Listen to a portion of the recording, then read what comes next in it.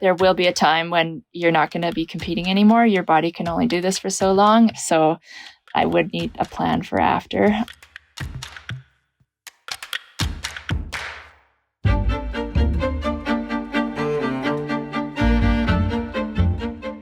At only 31 years old, Emily Nishikawa has a full career behind her.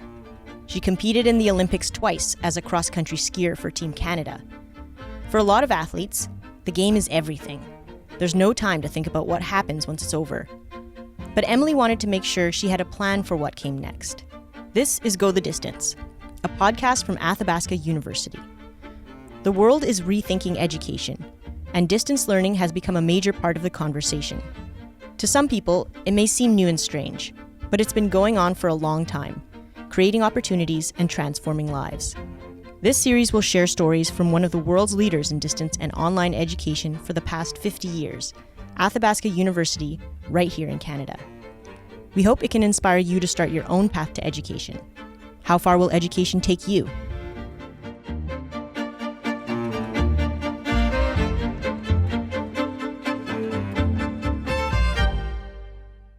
Emily grew up in Whitehorse. She got into skiing because of her family. My parents brought us out for skis on the weekend, and we would head out on the trails. There were amazing facility in Whitehorse, and then just really great ski trails there as well. So it was a family activity, and they would bribe us with gummy bears and hot chocolate. She had an older brother who started to take it more seriously as he grew up, and she followed in his footsteps. I saw him go through the Yukon ski team program, so I thought that looked pretty cool, and I wanted to do the same thing. And then after graduating high school, he was on the national ski team as well, and I thought that looked pretty cool, so I was going to aim for that. It wasn't long before she was competing herself. I started competing when I was quite young, just in the Yukon, but when I was 13, I got to represent the Yukon at the Canada Winter Games. I traveled to New Brunswick for that, and yeah, it was kind of the furthest away from home I had been, and yeah, it was a big step because I was competing against people up to 10 years older than me there, so I definitely got my butt kicked a little bit there, but it was also just a great experience for me, and I saw skiers that I wanted to become. Having her brother as a model and a resource helped. After high school at the age of 17, she packed up and moved to Squamish, BC, and later Canmore, Alberta to train. I sort of had this vision of where I wanted to go. It wasn't just total shot in the dark, I don't know, I'm moving to Squamish and I just want to ski. It was hopefully I can keep developing through my junior years and then eventually make it onto the senior national team, which was what I was able to do. But it helped to have that guidance. And then, of course, the support from my family was crucial through all of that. Emily's training schedule was intense. Maybe anywhere from 2 to 4 hours of training. And then you come home, have a big lunch, and then have a nap. And then we would head out for an afternoon workout. Definitely a full-time job. By the way, most of the cross-country ski training actually happens in the summer. Throughout the summer, we're doing roller skiing, running, biking, strength training, and then if we can get on snow, that's a bonus. So either by going to New Zealand or going up onto a glacier.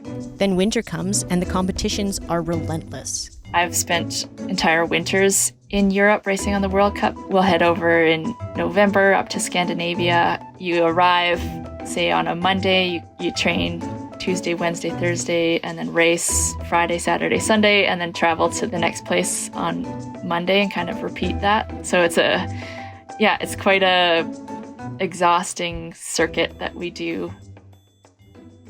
So it's no mystery why athletes devote themselves entirely to a sport. But right from the beginning, Emily saw a model for thinking about the long term. Again, it came from within the family. My sister-in-law, actually, she was on the national team and she competed at the 2010 Olympics, and she also did her undergrad degree through Athabasca. So I saw that you can compete at a high level and get your education done. And then she was able to go right into law school after that. So shortly after Emily started her professional skiing career, she enrolled in a Bachelor of Psychology at Athabasca University. And despite the grueling schedule, she found ways to study. I would usually do it in the afternoon or evenings, get my morning workout training out of the way, get lunch and a nap, and then I'd have some time to study before a second workout, or then some time in the evening, kind of after dinner. And studying had its upsides. As I progressed through skiing and through the national team, it was giving me something else to focus on other than just being a skier. And of course, skiing was my primary focus, but being able to come home after a bad day of training or something like that and just switch gears completely and open my textbooks and write an essay or something completely different was actually really beneficial to me, and a way to remember that I have something else I can focus on if I ever need that distraction. Of course, skiing was still the main goal. And in 2014, after years of hard work, she joined Team Canada at the Olympics in Sochi. It almost felt surreal, like it was something I had thought about and dreamed about for so long. But then when you actually get the phone call, like, okay, you made the team. Yeah, it just felt just this like amazing, I can't believe this is actually happening. And then it's also a big relief because the Olympic trials was so stressful, and it was just this weight off my shoulders. Like, okay, I did what I needed to do and I made the team. And now I can take a deep breath and just enjoy this next part. In 2018, she went to the Olympics for the second time.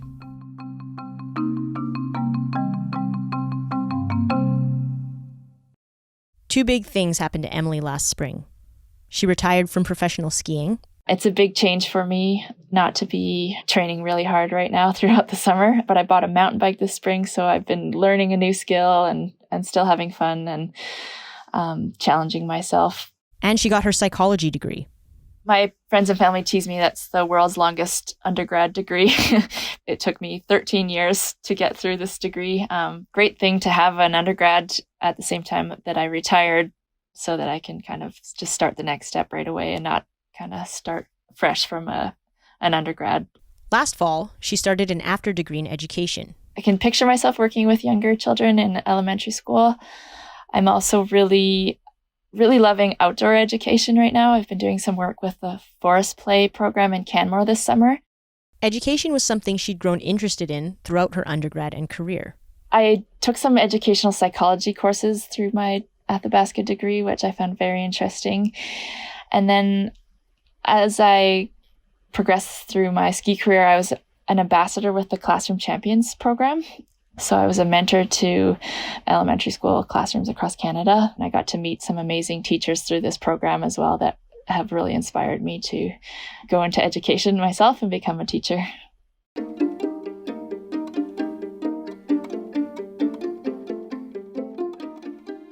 Emily has watched as life after sports has become a bigger part of the conversation. They're finding more and more that athletes who have a longer outlook on life past their athletic career are actually going to perform better.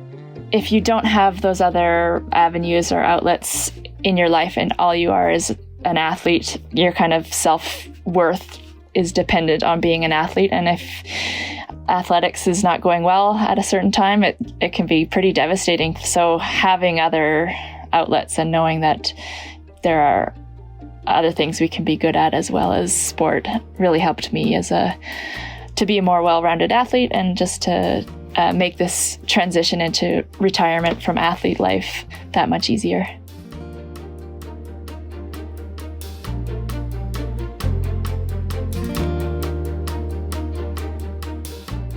Go the Distance is a podcast from Athabasca University. AU, Canada's online university, has been a leader in online and distance learning for more than 50 years. For more information, go to athabascau.ca. Thank you to our guest, Emily Nishikawa. This show is produced by Antica. Our producer is Sheena Rossiter. Our senior producer is Kevin Sexton. Stuart Cox is the president of Antica. On the next episode. I was personally attached to what we call an advanced surgical center. On a day-to-day basis, I was completing an Athabasca University course. That was in 1999, so our online capabilities in a war-torn country was not what we would have today. To hear more about how online learning is transforming lives and communities, you can listen to the whole series right now, wherever you get your podcasts.